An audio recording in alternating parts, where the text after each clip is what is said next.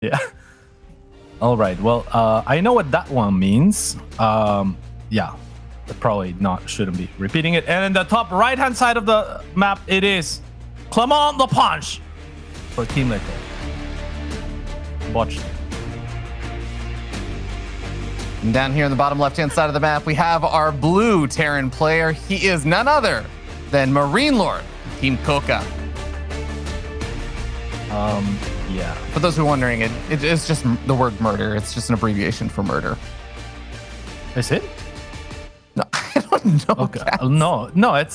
Oh, okay. Like, cause Sue was asking for us to give some hint as to what it is. I mean, you could probably just Google it if you're really curious. It's not a terrible word by any means. Yeah, it's a word I think that Sue employs from time to time as well. Okay, I know what word it is. Yeah. Okay. So, but either way, we have gases going down aptly for both players on either side. And yeah, nothing too crazy. This series last season, I mean, it was later down the line, but it was magical, right? We got to cast this one with Todd, and we actually both predicted MarineLord because he was campaigning the day before the series that he could take it. Oh man, well that's I was for a moment I was gonna say, well of course Todd would do that because French, but then it's a French battle right now, so I guess Clem and MarineLord both would be equal in Todd's heart. Yeah, they are both very French indeed, as evidenced by their chatters. And now let's see. I mean, they're both mirrored as well, right? So super French. There is Clem with the earlier or the only scout really. So MarineLord a little bit more willing to metagame, and Clem actually getting the better end of the draw as far as locations for his reactor, so he can drop that right away. Whereas MarineLord, should he want a reactor from this barracks, will have to fly for a little bit and then land it again to get that situated. I think just stopping at the first Reaper there for Clem and just getting out the reactor a little bit faster does mean that he's going to give up a little of that map presence and everything, and he's going to instead be investing some of the gas into proxying this starport, which comes out just a little bit faster than MarineLord's as well. So this could, I think that for the most part, MarineLord should be able to get across the map. He's going to try and get some scouting information on it. It's going to be a very narrow window before the second and third Reapers pop out over here for Clem, but I think he should be able to identify the missing starport if he jumps straight in. Yeah, and with this Hellion also, it'll be good news for MarineLord because he should just tactile and run back, right? Like the Hellion's strong enough to push him back. So now on the counter offense is Clem, and the good news for MarineLord is that he started that Cyclone as well. So in spite of there being a proxy starport, this Hellion and Reaper will actually catch both Reapers if I'm not mistaken. This could spell trouble for MarineLord now. Here, as he has to hide his SCV away, that's going to buy him some time. The Cyclone now on the low ground, but that kind of gives Clem some information. Unfortunately for Clem, he did go for the Liberator, and not that he had many more options off of that starport, aside from maybe a medevac to elevate some aggression from the ground. But the Liberator should kind of have a hard time against the Cyclone, and Clem is going to have a very narrow window to maybe poke at the front, do some damage there, while MarineLord deals with the Liberator in the back. But yeah, I mean, the pieces are there for MarineLord. He has the chance to take very little damage. Yeah, I mean, Clem still has a handful of those Reapers alive with those Hellions, and both of the Cyclones are at the front. I mean, it's going to be great pickoffs over there for the Cyclones, but at the same time, the Liberator's going to get some great pickoffs, and there's zero reaction from MarineLord. He's very late to the pull. Yeah, and that's very fair, right? Because don't forget, the starport is proxied, so this Liberator arrives kind of at an off timing. And that's one of the most beautiful things to watch Clem play, is that he is, for the most part, just about every time the overdog, but he always plays kind of like the underdog, right? Like he always is in his opponent's face. He always is trying to be aggressive and trying to make things happen. So it's so much fun to watch. Oh, absolutely. I also think that still to this day, Clem is definitely one of the best Liberator players there is, period. As he's been very good with those Liberators and finding reuse value even after they've kind of been dealt with once or twice. He keeps them alive. Cyclone's going to lock on to the starport, and well, I do believe that the lock-on should expire before anything really terrible happens, and the Raven might be able to get out, but the question is the lock-on available once the Raven pops out? Looks like the Cyclones actually end up using their lock-on onto the Hellion. That means that Clem is going to be able to get some really nice victories over here. Oh, wow, MarineLord actually finds the Cyclone with the help of his auto turret, but a beautiful maneuver from Clem. I mean, if we could watch this type of maneuver in slow motion and have like kind of like the rewinds and stuff like that, the picture-in-picture, that would be wonderful. Because what Clem does there is, by design, he stops his Cyclone, knowing that MarineLord is about to have lock-ons, so he waits for the lock-ons to lock onto the other unit, then he walks in his Cyclone, like, which was right out of vision of MarineLord. So as soon as MarineLord locks onto something that's less valuable than his own Cyclone, he walks in to pick off the Cyclones of MarineLord. So it's not like perfect timing. It's more like he got there before he needed to, but he anticipates every little move that MarineLord is able to make and works around that just in a beautiful fashion. All right, well, we actually have the good old Cyclone upgrade. I feel Accelerator going to be coming on out, so these Cyclones going to be doing quite a bit more damage, and that is going to actually be paired with a bunch of barracks being added on, though. So it is just for the Cyclones that he's remaking right now. Kind of interesting decision. But, I mean, hey, if you still have 2 of your Cyclones alive and you have a 3rd one on the way, it's definitely should be able to find some nice value out of them. Yeah, most definitely. So let's see. I don't know. Like, Clem is already getting the 3rd CC as well. MarineLord with his own on the way, but Clem is adding extra production as well. So it looks like Clem wants to keep up the high tempo, the aggression, and we can see that he's trailing a little bit in supply, but that is only because he is adding kind of that, a lot of that infrastructure, right? So it's gonna be difficult for MarineLord come the certain timings that Clem is looking to hit. He really needs to rely on having these tank anchors and not being reset. If these tanks ever fall, he is as good as dead. He has no production to fall back on, at least not comparable to Clem's. Yeah, Clem is absolutely going to be the aggressor in this situation. He kind of also has to be because, like you said, the 3rd CC and also just the lack of tanks that Clem has right now. There was some kind of counterattack, but the Vikings going to be able to catch one of the Ravens. The other Raven very likely going to be caught by the auto turret. Nicely done there by MarineLord. Those are some very valuable snags. Yeah, I mean, 5 SCVs will go down and a little bit of mining time will be lost from MarineLord, but for the most part, really, really good for him. MarineLord also very quick to reposition his tanks, even though one seemingly was in target of those of those Cyclones. He still kind of unsieges it, anticipating that Clem will walk a little bit further back because he has the room to do so. So both players kind of just getting one step ahead or trying to, at least, of their opponents. Clem with beautiful lock-ons will find 2 tanks without losing anything. He's really making magic happen. Only 1 Cyclone down there, and we are going to still see those 2 Cyclones continue to try and be annoying, but with one of them so low on hit points, he's probably going to have to go back home and repair them up, or it's going to be very difficult to actually find a whole lot more value with them, because they're, of course, just going to get one shot by any of those siege tanks that are sieged up. But behind all this, we do finally start to see some of the upgrades and stuff finishing up. You were talking about that high tempo, fast paced kind of aggressive style that Clem likes to go for. Well, I mean, it pairs really, really well with all of this, where the Cyclones have been finding these little bits of damage, and now Stim is finishing up. His medevacs are coming on out. Clem is looking to get aggressive over here. The question is, can he find an opening? Yeah, this is his timing right here, and the medevacs will allow for drops into the main, and this route also allows for exactly this. So Clem is looking to pull MarineLord out of position. Depending on how much MarineLord has to bring back to the main base, he might find an opening at the 3rd. So no doubt we'll see a follow-up scan, or we should see a follow-up scan to see if the tanks have been moved, or if he finds the tanks here perhaps. But MarineLord just deflecting this army for the most part by threatening the medevac HP with those Vikings. Here's the scan that I was talking about, and the tanks of Clem still on the low ground will find themselves an annoying position where the tanks of MarineLord are not quite in reach yet.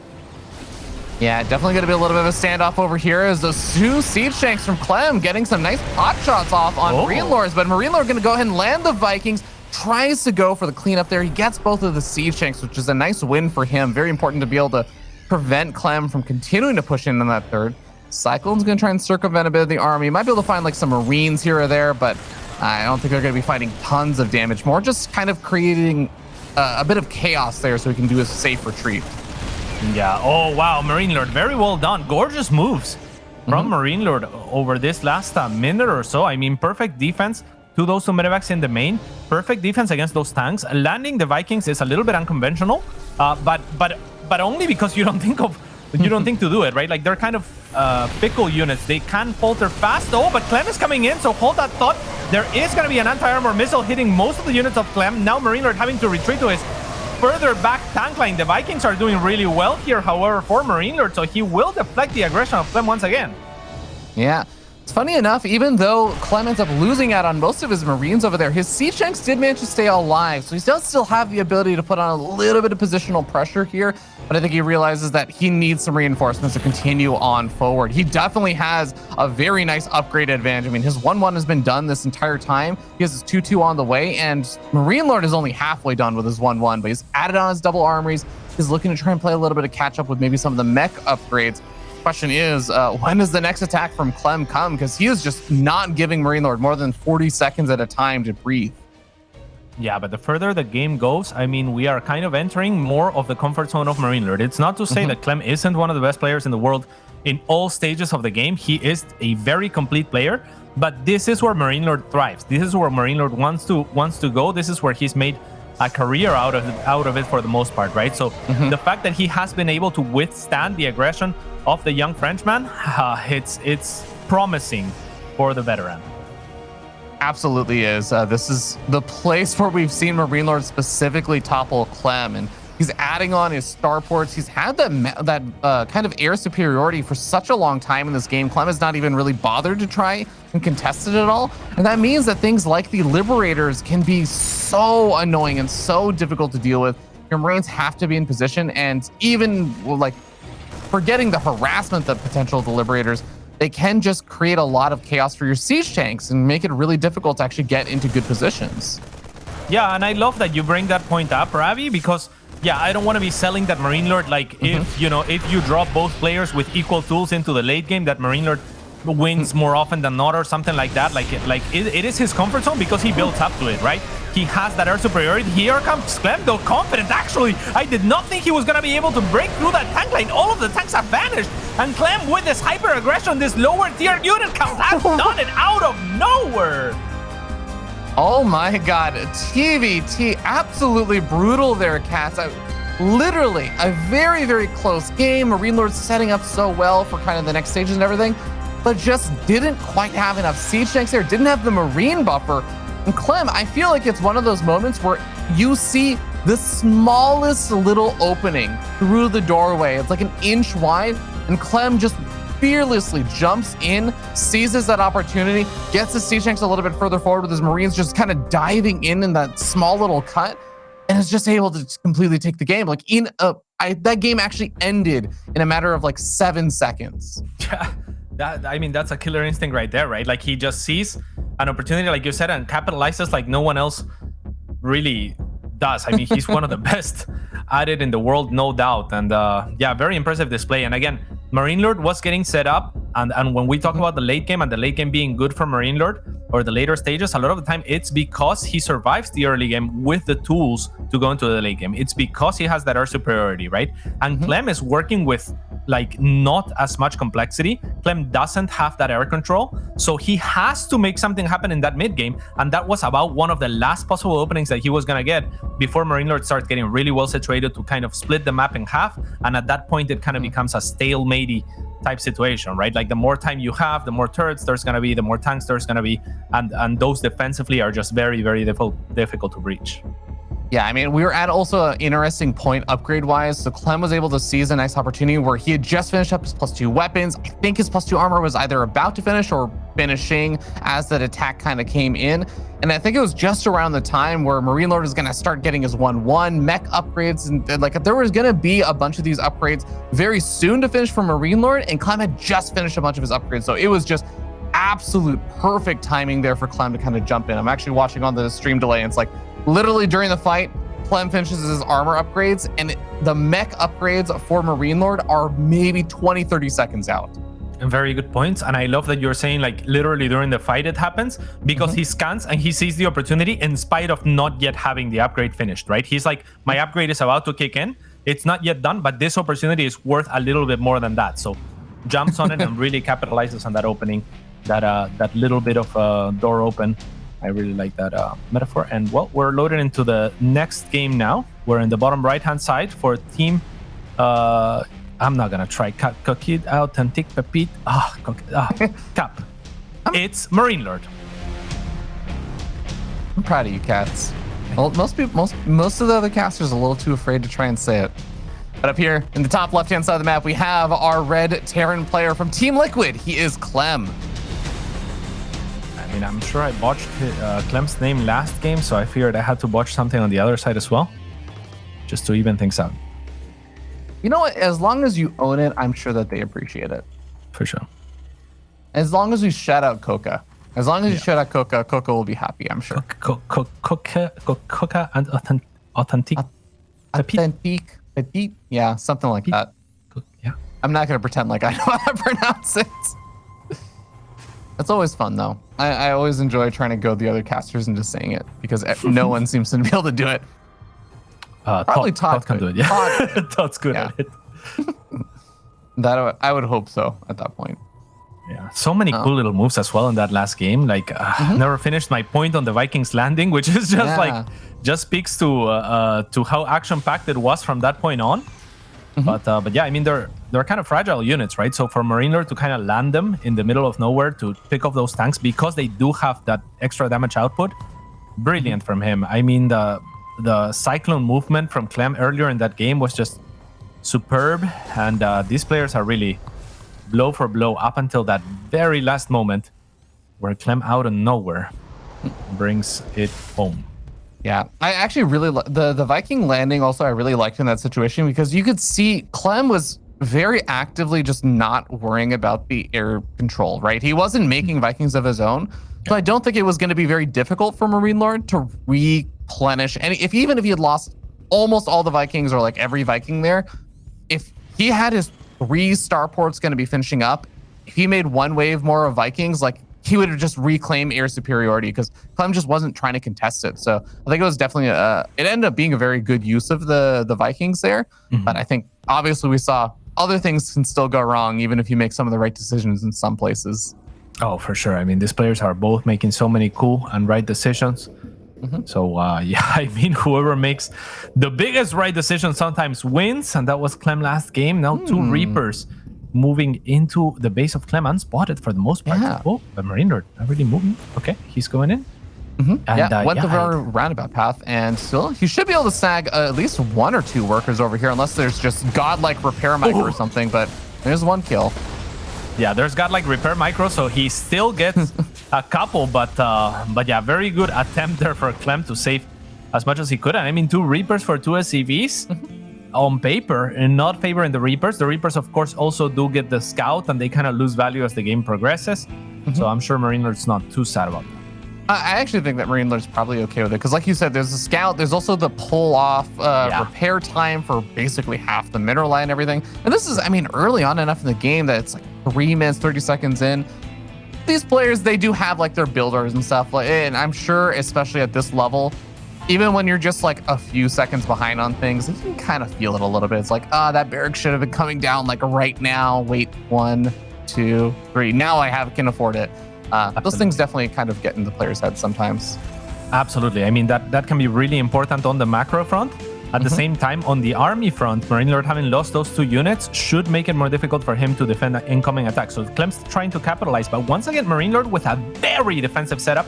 2 Cyclones. If he is in position, he could punish this hard. I mean, that medevac may not be able to escape. Let's see the lock-ons. 1 will go into the medevac. The other one will go onto the army. The medevac now kind of double backs, and will pick up most things. 2 SCVs do fall for the cost of 3 units, I believe, on the other side.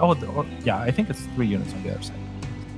Yeah, actually, I would say not too terrible of a trade. Losing the Widow Mine, it did manage to get actually 2 Marine kills, and I think also soften up the Reapers and everything. So overall, I feel like nice little trades back and forth. But at the end of the day, we see that they are just small skirmishes that kind of just get you set up toward the mid game. Both these players are still looking pretty even for the most part. Yeah, such a difficult decision for MarineLord. I was wondering if you kind of like, if you should just lock on with both Cyclones onto the medevac. But then you might lose on the ground because like the rest of your supporting cast is not strong enough to overtake the rest of what Clem has. Of course, when the medevac is dead, then the Cyclones will join the fight and you will end up winning the fight. So maybe in the end, it's still worth it, but it's such a difficult decision to make. You know, this is actually really cute. Clem is sending the Marine forward on this bottom side of the map. And I actually think he's actually trying to prepare for the fact that the Widow Mine could have moved to the other side. And he's trying to open up the pathways for where he could move his units. But Widow Mine is still just kind of sitting over on the front of the ramp. should be able to deter any units from coming up there. But behind this, I mean, we do see it's just, third command center coming out there for Clem. It's going to be MarineLord this game getting the later third. Yeah, for sure. And yeah, Clem, of course, is keeping tabs on his opponent as far as that third base as well. So he knows when he lands his third that he is going to be faster to it. And at some point, he might still walk that Marine forward just to get information as far as like what the army is, or to proc that Widow Mine should he want to go up, or if he wanted to go up earlier, perhaps with the rest of his units. The Widow Mine will now move on to the middle of the map, but there's MarineLord or Clem rather waiting in the bushes. Still, actually, the Reaper Grenade will work a little bit against Clem, but not really too much. I mean, it's still a worthwhile trade. Yeah, it's kind of funny. I wonder which Clem would have preferred, to have the Reaper alive or the Hellion alive. But either way, I think both of those units are not going to necessarily be the most impactful ones in these fights. It's going to be those Marines with Stim coming on out. It's going to be those Siege Tanks. But MarineLord going to take the 50-50 trade here. Who wins? Oh, Clem comes out a little luckier today. I love that he then tries to hide the Marine as well. Love it. MarineLord's going to find him, though. There's this scan comes out. He actually sees the timing of the third CC, which is actually pretty important, and also sees the timing of the extra barracks being added on. So Clem should have a good idea that his third CC is a good bit earlier, and I imagine he's going to want to try and stay like not too aggressive. I was going to say he shouldn't be too aggressive on the map. No, I agree with you completely. I think this is kind of like where Clem tends to falter a lot of the time in some of the matchups is, you identify you have an advantage, it's okay to keep it sometimes. Instead, he's going to meet MarineLord halfway out. I mean, he's not going to be expecting this MarineLord, but still, very good interference matrices, and that will net him a win, basically, as far as like the tank count is concerned. And a lot of that has to do with the fact that MarineLord was slower to that third CC, has a lot of army here, and Clem really has little business being out on the map right now. I mean, you want to be out and just, kind of like feign strength or something like that. I'm not sure. Maybe there's something to that. But for the most part, you were saying it, Ravi. I agree with you. Clem really should know, I have an economic lead. Sometimes it's okay to just sit on that lead. Yeah, I really do feel like it was one of those situations where Clem still came out better than I thought he would, thanks to just his siege tanks. Funny enough, like normally it's the limbo line of reinforcements that you really don't want to have. You want to have your army kind of clumped up together so that it can take a fight together. But the siege tanks are all able to kind of be a little bit more spread out. So as MarineLord is taking that fight, he was walking deeper and deeper into like an accidental siege tank line. So I think that Clem still came out okay with it, but definitely lost a lot of siege tanks there, like you said. I think the saving grace here is he still traded out okay enough that, well, with a nice little worker lead, if he can defend against this kind of follow-up aggression, he's going to be okay, but can he? Yeah, that's going to be the problem, and it's beautiful here from MarineLord. I mean, a very cool maneuver, loading his units, but instead of going into the main or something like that, just go straight into the third. There is a Liberator for Clem, so he will be able to eventually dislodge this, but already he has been dislodged off of this location himself, so he's not really mining efficiently. Now the tanks are getting ready potentially to pick up, but instead they'll just reposition. I love that from MarineLord, identifying that on the retreat, he's likely to lose everything to those Vikings, so instead he'll take a somewhat bad, quote-unquote, fight, but he trades okay-ish. I mean, if we look at the supply before and after this, it actually favors MarineLord, and he is now all caught up in terms of economy, and maybe even arguably a little bit ahead on that front. Yeah, definitely not too shabby. Even finds the Liberator, which is a great pickoff there. And you can even see there's small little things that it's maybe halted out. I think Clem finished up his 1-1 a little bit ago. I want to say like 30 or so seconds ago, but he was so busy with the fight, understandably so, didn't actually get started on 2-2. So Clem had a minor, like I want to say almost minute lead on the upgrades, but now they're tied on those 2-2 upgrade timings. So definitely, I think a lot of little advantages going in MarineLord's way. Yeah, MarineLord this time around is also faster to the fourth base, and even if we look at the resources lost, it started well for Clem, but over the last two skirmishes in the middle of the map and this one, that disadvantage, I guess, for Clem has elongated. It's actually more difficult for him. He's actually a little bit further behind on that front, so it's not going to come into play, but it goes to show that MarineLord has been doing well in the trades. We are seeing the drops heading in over toward the natural and straight over to the main, but look at this. Clem already has a bunch of Marines already over here. Target fire is down the siege tank, is going to go after the medevacs, gets one of them, and the Vikings are going to continue to chase. But in the meanwhile, MarineLord is sitting at the edge of the sensor tower vision with the rest of his army, just actually going to leave now. He doesn't feel like he can make that attack happen, and I actually don't blame him after how horribly that drop went. that went terribly. I mean, we were talking about resources lost tab. Now it's pretty much even. In fact, yeah, just about even. MarineLord still with a very slight advantage. But yeah, I mean, that went as poorly as it could have gone. And difficult to blame MarineLord because there's a tank in the natural mineral line of Clem, right? Like, that's not where you expect one of his tanks to be, but it works out beautifully. Yeah, can't argue with that. Now, fourth base is going to be established over here for Clem as MarineLord is starting to make his move around to try and, I guess, put a little bit of pressure onto that position. The command center hasn't quite landed just yet, which means it's not a planetary fortress either. I wonder if that's going to influence MarineLord's decision to try and move forward, but for now, he's not going to do anything. He knows he has his own fourth base, and he's set up to do this two-prong attack. Is Clem going to be ready? He's only got 2 siege tanks by his own third base. Yeah. We'll have to wait and see. Now Clem is kind of taking the more passive approach. Now MarineLord is kind of playing the game where he feels perhaps like he has to be a little bit more aggressive. The roles have swapped a little bit. It's a Clem with a very high tank count. He has the air control this time around. MarineLord with a more basic type, but he also has a very huge setup potentially here to get a huge surround, and he's actually going to stem forward. He's coming from behind as well, so let's see what MarineLord is able to do. It's not looking too hopeful, and he's actually not going to go for it. Instead, he's going to go for a counterattack and maybe siege this base. It's still a planetary fortress, though. I mean, this gets very funny because there's not that much there, like you were saying, but the rest of the army is going to be retreating on back. It knows that army from MarineLord is right over here. The Vikings going to be able to threaten those medevacs and make it a lot more difficult, but you can see that Clem's army is very stemmed up. It's been taking some of the siege tank fire from earlier on.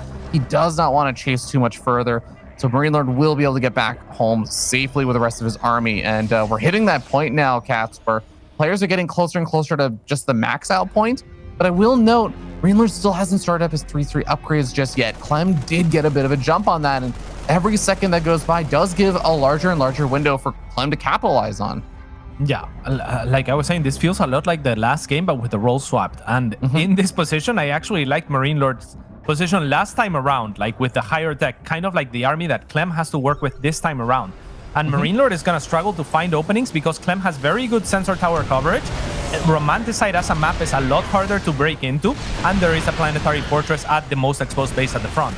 So, yeah, it's going to be difficult for MarineLord, and Clem even feeling confident enough to start pushing with this higher tier type unit composition.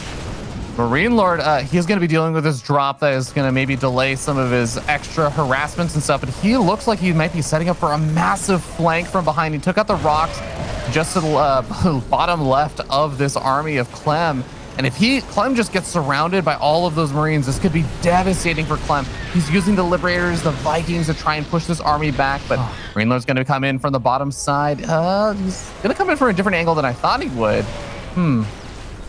Yeah, tank positioning for Clem is always so sexy. He's always hugging those edges as best as he can. He's always getting the max value, perfect coverage for his tanks. And yeah, he might be unrivaled in that front. The Liberator is doing a wonderful job of sieging here. And things are starting to look a little bit grim for MarineLord. Earlier, he's going for it. He's going for it. I mean, all the rocks are down. He's even going to pull some SCVs. This might be enough. There's not enough to tank at the front for Clem. The rest of the Bio just arrives. Had they arrived a few seconds earlier, this would have been much better. But the tank's holding the line behind those bushes. It looks like Clem is going to still hold this position, and with that, get himself a huge lead in this game. Yeah, I mean, definitely got a little bit scary there for Clem because, like you said, he didn't have that much of a frontline buffer, but those siege tanks on the far left behind the bushes really caused MarineLord a lot of problems because he did that big concave in with his whole army. But then after he actually attack moved a lot of his army units forward, a lot of them actually stopped on that north side after they won the fight. So it was kind of just Clem being able to use those reinforcements to pick off some of the units that were still left around for MarineLord. Now MarineLord is going for another big pull over here. He's going to find a lot of Clem's army unsieged. He gets an anti-armor missile as well. Yeah, it's a big one too. And Clem trying to buy time, just shield his tanks for the retreat. A commendable effort. And I mean, MarineLord's not out of it, so huge props to him. But yeah, those tanks, I felt like they were going to be taken down because those rocks had already been broken, and MarineLord felt like was coming from every angle, but maybe he readjusted, thinking that there was nothing there to come from just less angles and just to suffocate the tanks at the front, but ends up backfiring. And now, I mean, we continue to have a game in our hands. And while we were talking about Clem having the higher tier army composition and having that air control, MarineLord is kind of catching up, and he's kind of skipping a step and going straight into Ravens. Yeah, this is where it does get a little bit funky because you can go and add on a lot of Ravens and that's going to have a lot of long-term potential. But there is this awkward point where you have a decent number of Ravens, but your opponent has 11 Vikings. Yeah. And it's a kind of a battle of like using the Ravens before they just get absolutely shot out of the sky at the very beginning of the fight. So the control is going to be very important in these fights now. Yeah, longer fights are not what MarineLord wants. To your point, Ravi, I think that these Ravens have to come in, have to get the disables.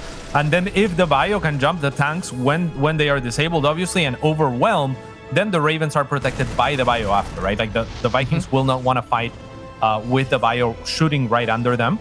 So that's what MarineLord's going to be hoping for. It's kind of like burst damage in a certain sense, whereas Clem has the potential over time. So MarineLord looking to be explosive in these engagements. Let's see if he's able to. Clem actually catching wind of this, though, with the scan. He goes with a nice quick siege up. Look at all the interference matrices coming on out. The C6 completely taken out, but the anti-armament missile from Clem. His Marines are just going to devastate MarineLords who don't have 3-3. GG. Yeah, that choke was a little bit too much. The upgrades like you're talking about in